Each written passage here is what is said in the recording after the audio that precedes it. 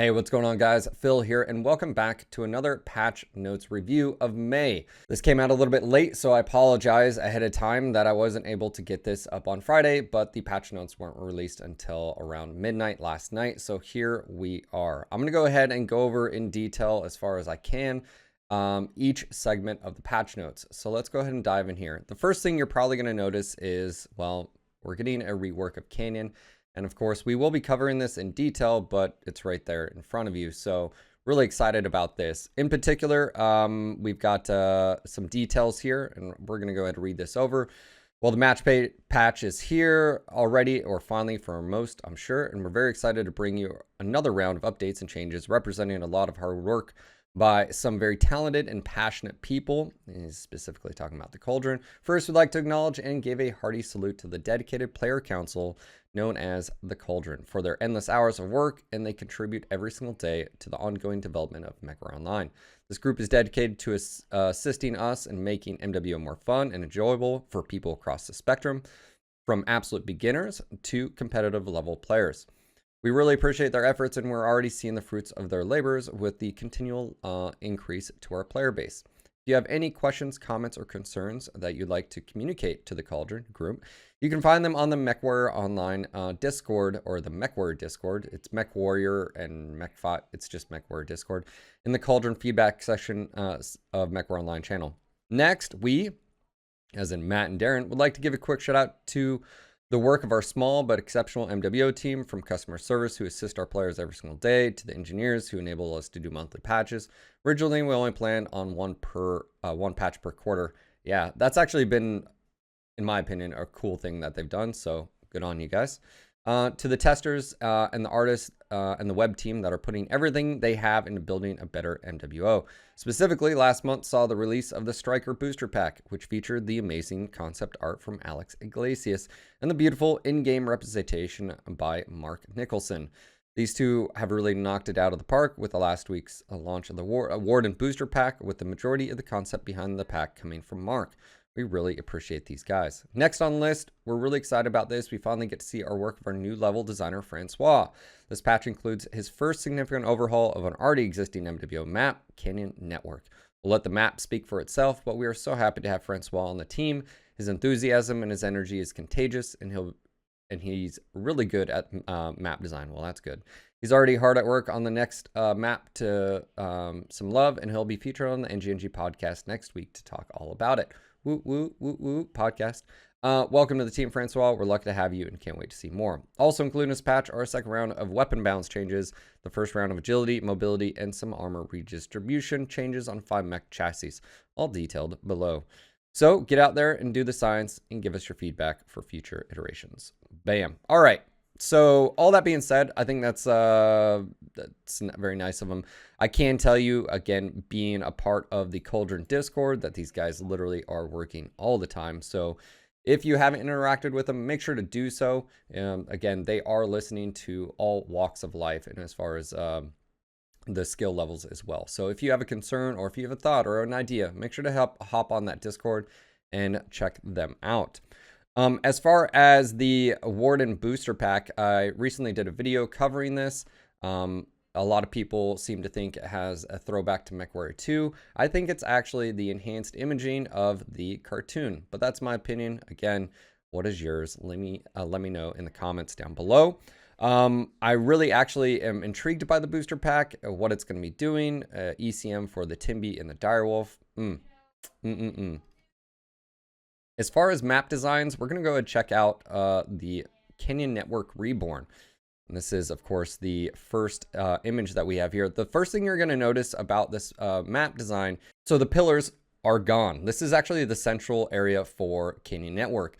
And this is the Death Valley that you can see here. Significant changes have happened to Canyon. Now, I had the privilege, again, of seeing a lot of this ahead of time, but not to this extent. I saw early images and saw some stuff that they posted in the Cauldron Discord. But there's ramps everywhere. There's a ramp here, ramp there. From my understanding, and again, I'll talk to Francois a little bit more in detail, is that he wanted to improve the map as far as its ability for players to be able to maneuver whatever mech you're in, and especially for those assault or heavy mechs, or even mechs without jump jets, that this map in particular was really bad at allowing maneuvering of those assets. Also, the fact of this map curtailed basically player behavior in rotating. So this is actually going to be science, at least for me, when looking at this map, which is this going to help negate what we call NASCAR, right? Rotato. If you guys know anything about this map actually is a vortex as far as if you look down from top. And the problem with that is there was no routes for you to be able to maneuver left or right or position, especially with how the spawns were because of the map design. So with this all being said, you can see here, this is significant changes just to this area that I can see in the first image, which is there's no more pillars. So it'll be interesting. Again, not having to worry about that left side rotation and going to the right. Utilizing these, looks like we have some ramps here and some cover and ramps everywhere. Here's another image actually from one of the rear spawns. Some players spawn a little bit off to the right here, and you can see here again another ramp that will allow the movement of players up and around. And again, some significant changes here. That hill back here has been altered, so you don't necessarily have just these peaking platforms. You got some cover here to allow some range gameplay as well. Significant changes. Another image here that we have is here's Death Valley. Again, now we're looking at it from the opposite direction, and it's going to allow players to be able to position and move up and around and across. And all I can say is I'm super excited to see how this is going to play. Again, on this side of the map as well. We've got multiple ramps up that'll allow players to be able to navigate the terrain without basically having to go, almost a full kilometer around just to get up. And that's probably the biggest issue, I think, with this map, which is the lack of accessibility to the ramps and higher ground that this is going to solve. And then the real question is this going to, as far as negate the NASCAR behavior? I do believe Canyon Network is a combination of player behavior and map design. I don't think it's a full map design like something like HPG. This does mention a different map as well, as far as on the next map in Love. I believe that is going to be Polar Highlands. Now, I've seen images of what's going on with Polar Highlands, and I can tell you that this seems like a little bit of a rework. Polar Highlands is going to be a completely new map, so stay tuned for that. I'm really excited to sit down with Francois, ask him questions, and have that conversation. So stay tuned for that podcast as soon as possible. All right, let's talk about the weapon pass. Obviously, last month we had a huge patch dropped on us, a lot of science to be had.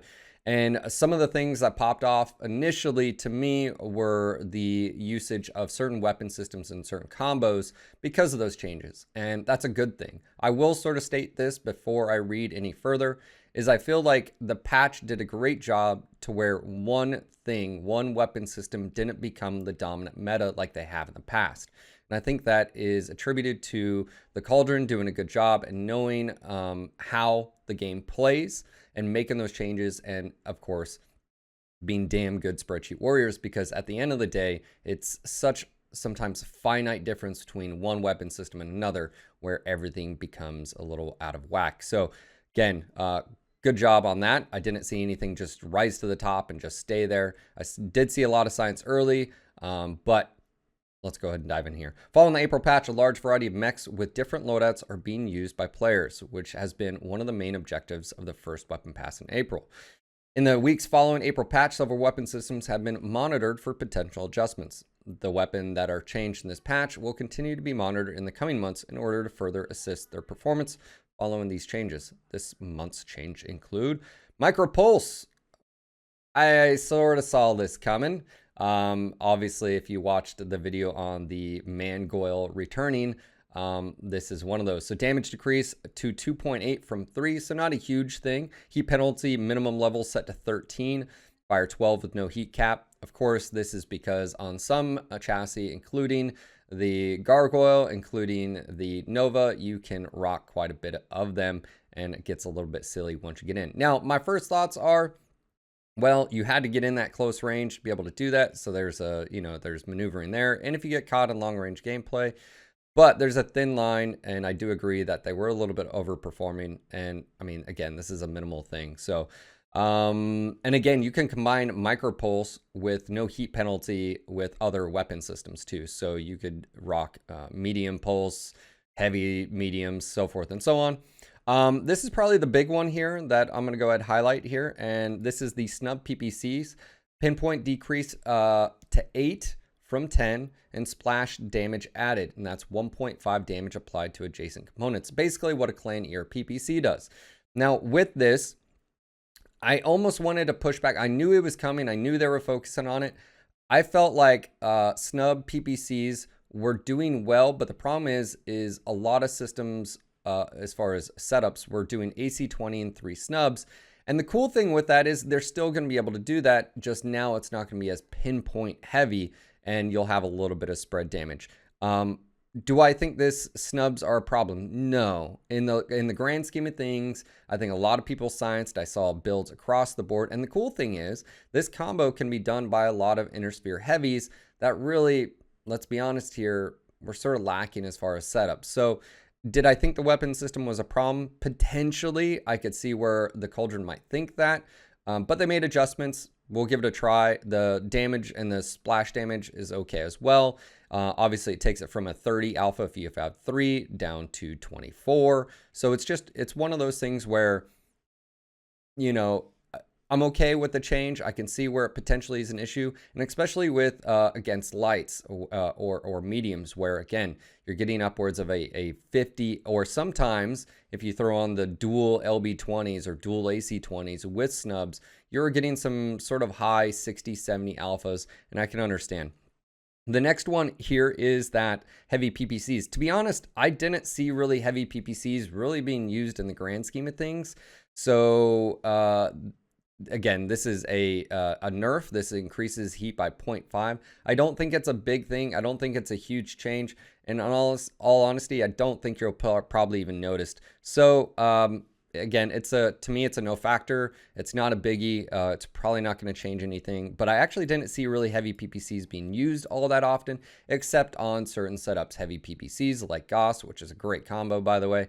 Heavy PPCs on the Awesome Q. And you see heavy PPCs being used on the normal mechs. It does because of normally quirks. But overall, not really a big deal here. Like Goss, we've seen them around, seen them in combinations of heavy peeps, ear peeps. I don't think they're necessarily an issue. I know some people are a little bit hesitant, but my always thing is this is IS. Generally the setups that I see using light Goss and PPCs are usually XL heavies for an IS side, or like Goss on assaults. And again, they have their built-in weakness of just size and slow speed. So they decreased the optimal range from 880 to 810, and max range decreased from 2200 to 2050. Again, in the grand scheme of things, it's a very, very niche weapon to be able to utilize that range, and however many maps can actually do that. Now, I have seen some instances, Polar Highlands in the current form. I've seen Fafnir's with the quad like Goss actually utilizing the range and stuff like that. But outside of that, it's a very niche weapon. So again, I'm glad they didn't really nerf the damage output or the cooldown, because I don't think it's overperforming, but it's definitely something that I can understand they want to take a look at. On to the next set is streaks, and this is clan and IS. Now, this is a weapon system I am not familiar with. I do not run streaks, so I'm not going to really comment on my opinion about this, other than I've heard my Twitch chat basically comment multiple times on how the clan streaks are not performing. Obviously, this adds health, but this doesn't do anything with damage and or cooldown.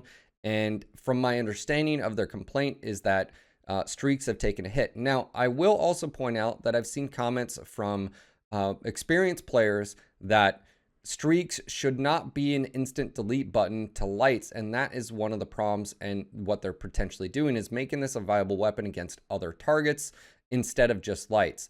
So again, I'm going to lean on I don't know on this and let you guys tell me in the comments down below. I'll ask chat, I'll engage a little bit more and figure it out.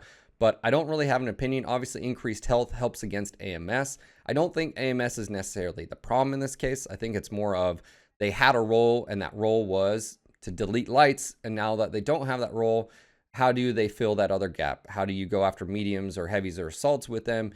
And is that their place? But I can understand from a light perspective of coming around a corner and basically being halved, or your leg being taken off, or you just die because you're an inner sphere light with an XL. I understand that premise. So again, I'll pay attention to this a little bit more, maybe engage the Cauldron. Maybe I'll reach out to Navid or Bearclaw to talk about this. So stay tuned on that, but there are some changes to the missile health. All right, next up is we have the Agility Pass. It's finally here, but it's not exactly what we thought it would be. Unfortunately, PGI was not able to do the wide set of chassis and variants as far as the hundreds that we have out there. Instead, what they did is they worked with the Cauldron and narrowed it down to the worst performers in the game. And that boiled it down to 8 chassis in particular. So that's what this patch is about. It's about 8 chassis instead of the wide range. I am told that June is going to be the rest of the mechs. So we have a little bit of agility, and we'll get into June agility. I don't know. I'm not even going to go there. So let's go ahead and talk about this. I'm really excited because it's going to be on some chassis that may, well, you'll see. So starting this month, they will begin to increase agility mobility of most mechs. This initial pass covers 8 chassis for a total of 48 variants. The remainder of the mechs will receive similar changes in the June. The first up is Ophiastata. Now, the one thing I'll point out, because I've seen a lot of comments already, is why are each, even in one chassis, why are there different sets for different variants? Why not just have a baseline? I think people are misunderstanding this, and I feel like I should sort of chime in just because I was involved back in the day with quirks. Depending on the mech and the chassis and variants, right, you have different performers. And so some people are saying, well, why not just give a baseline across the board? Well, that's already sort of done behind the scenes. It used to be back in the day, we would give like, you know, acceleration, de-acceleration quirks. Well, just keep in mind, those basically all just got rolled into the baseline agility. So it's already sort of funky anyways, and that's already sort of done behind the scenes. So if you have multiple variants and you have one that's dominant, there's really no need to change the one that's dominant, but you may want to buff the other ones. So that's pretty much what they've done, is they've picked and chosen which ones get increase of what. Now, there's a lot of numbers here. I'm not going to go over the numbers, just to let you guys basically know. You can see the before and after, and some of these are significant. I'm talking 50%, 40% increase. Before some of you guys freak out too, keep in mind the game actually used to be more mobile, and that's what it seems like the Cauldron is going towards. How do I feel about that? I think it's great. I think so many of these mechs were slowed down, and it's caused the inability to be able to make a quick decision to stop, or the ability to turn left, or if you're coming up to a ridge and you realize you made a mistake, but you can't stop in enough time, and next thing you know, you lose your mech, and then boom, you're dead. That needs to go away. The game used to be like that, and I'm looking forward to these changes. So anyways, Firestarter is on the top of the list here. Almost all the variants are getting adjustments. You can see that slight difference between the FS, Firestarter, and the rest. And again, this usually comes down to hard points, hardpoint locations, and what the variant is capable of. Some variants are more capable than others. So Firestarter. The next one up is the Centurion. You can see here, the Centurion across the board is a little bit different beast. We've got 4 different sections here. The Yenlo has got different treatment than the A, and so forth and so on. So the Centurion, actually this surprised me, considering that I didn't feel like the Centurion was that bad. It's just I felt like the Centurion was an old relic, if you will, based on the hard points it has, hard point locations, but it looks like it was quite underperforming as well. And when you look at the before and after numbers, again, it's quite crazy. Also, the Yenlo, it doesn't seem like it's getting as much of a boost. You can already see 45 to 54 versus, let's just say, the 36 to 47 or the 29 to the 43. So some of these mechs and the variants are getting better as far as mobility, and I think that has to do with just the weapons and hard points and locations. So the Centurion, if you're a Centurion lover out there, get out there and rock out. The next one is going to be, well, Hunchbacks, man, hunchbacks. As you can see here, 29 to 43. That is such a significant change. I'm looking forward to this. I've talked about this over and over and over again. Some of these mechs need the ability to torso twist, but also make the decision to stop on a dime and or turn or go left or right, and they just don't have that. And now they're going to have that again. And when you talk about like the Hunchback 4G relies on its right torso, and if you can't torso twist away from that, if you can't unfocus that attention or be able to just reposition, you're just dead. And again, that's why this platform in general, the Hunchback, has suffered. I'm looking forward to playing the 4G, the 4H, and the 4P. Now, I don't know if this will help the 4SP much or the 4J. I think that comes down to just hard points and then, of course, power creep in other forms. Again, it's a 50-tonner, and it's competing with overquirked mechs as well, but that's another topic, another rant. Hunchback 2C, this is another underperforming mech, but I will point out this. You have to be very, very careful with giving some mechs agility compared to others, and this is actually one of them. The Hunchback 2C, specifically some of the variants, can be very, very lethal. We've seen it in the past.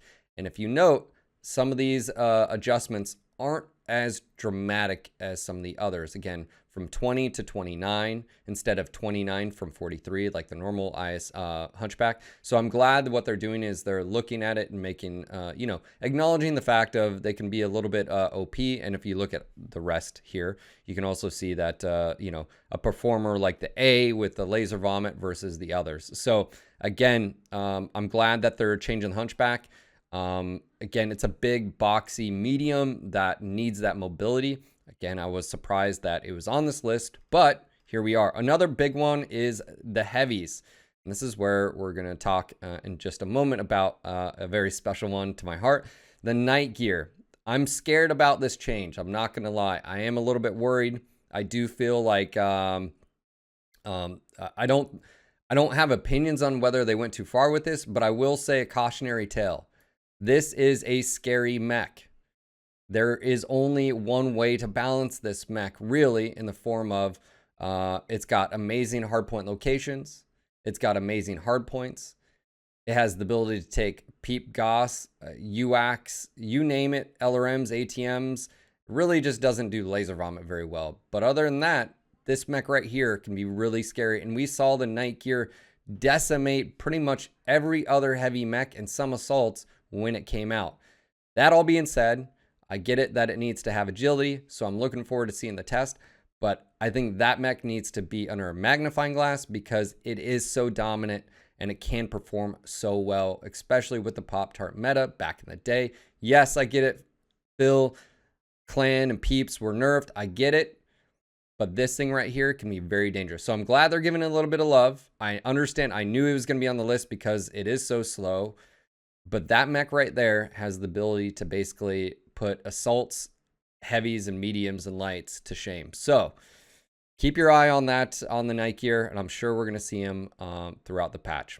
The next biggest one is this beautiful bastard right here. Make the Timby great again. Man, I have wanted this right here for years, and we finally have it. The Timberwolf is getting agility again.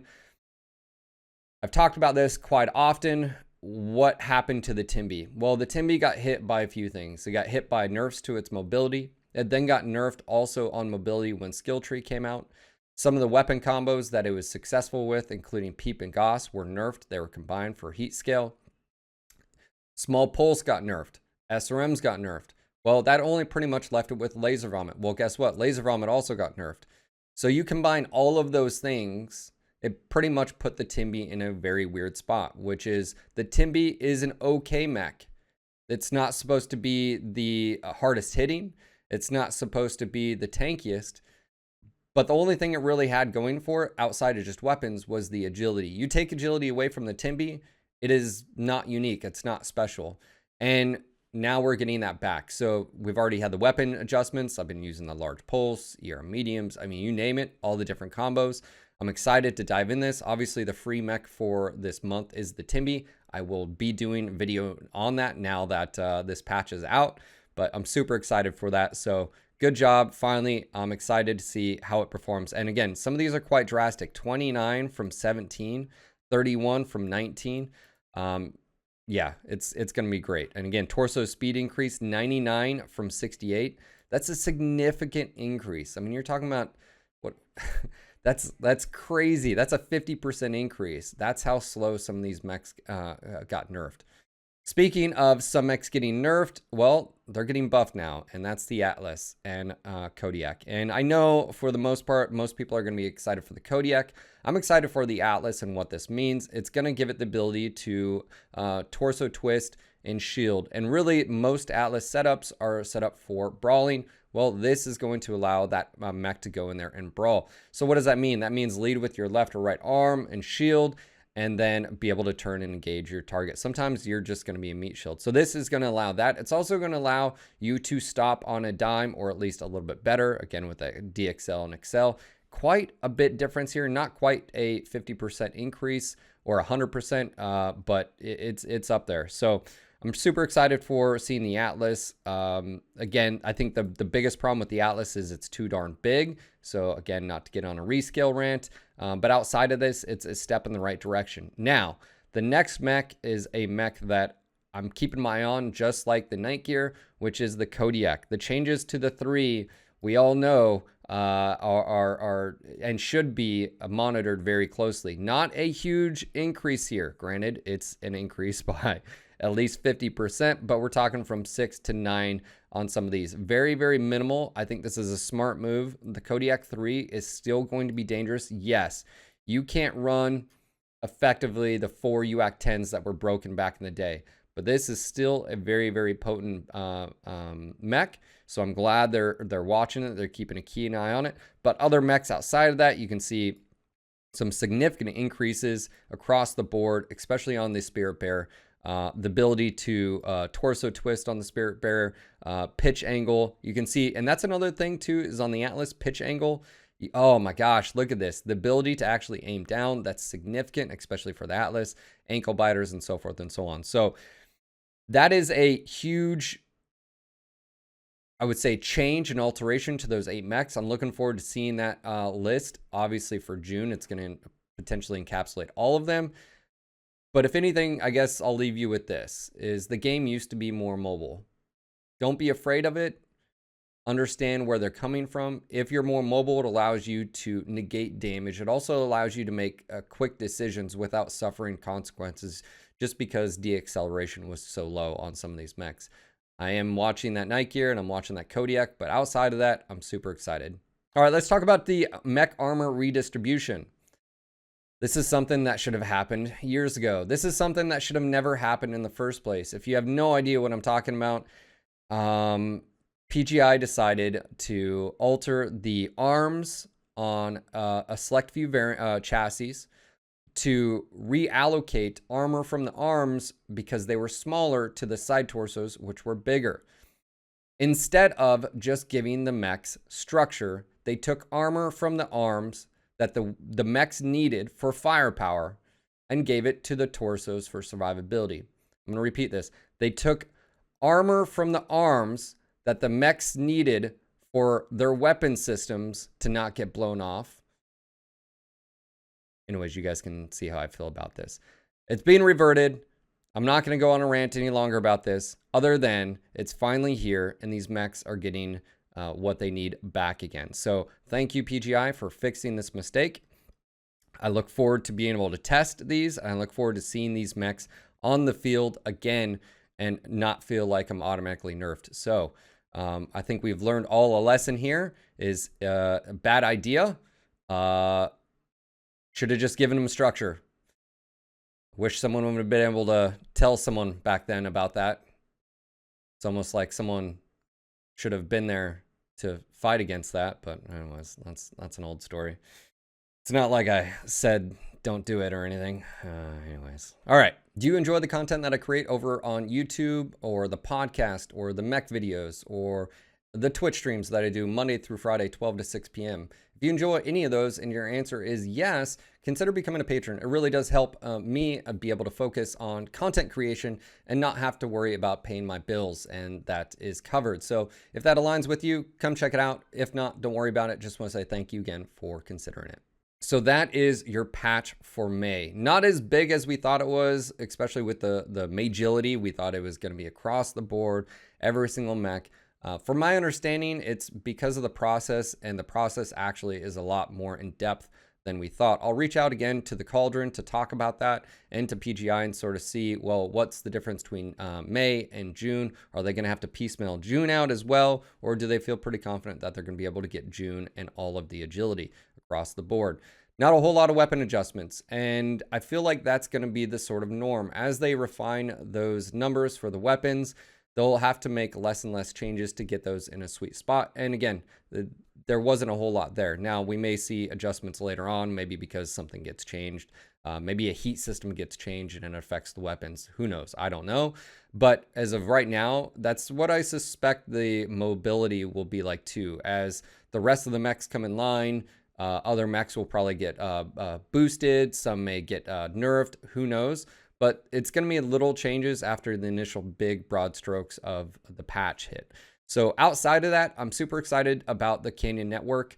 I will be sciencing this. Obviously, it's a played map. It gets voted with all the time, and I'm wondering if this is going to stop the NASCAR from happening. Again, I'm looking forward to maps like HPG getting the treatment, Caustic, and so on. But as far as I'm aware, the next map on the list is Polar Highlands, and I've seen the images. I've seen what Francois is doing, and I can't wait to talk to him about it. And I can't wait for you guys to see it, because it's a complete new map. I mean, it's significant. So I'll leave you guys with that. Let me know what you guys think of this patch down in the comments down below. Did you enjoy the balance changes for weapons in last month? Do you look forward to the new Canyon Network? Is there any things that you're hesitant about with Canyon Network? How do you feel about the mobility? How do you feel about the changes to the arm redistribution? Let me know down in the comments down below. And again, if you like this video, you find it helpful, just click that like button. It tells the algorithm to share it with more people. So guys, that's going to be it from me. Again, just want to say thanks for watching. I look forward to the next video. Until next time.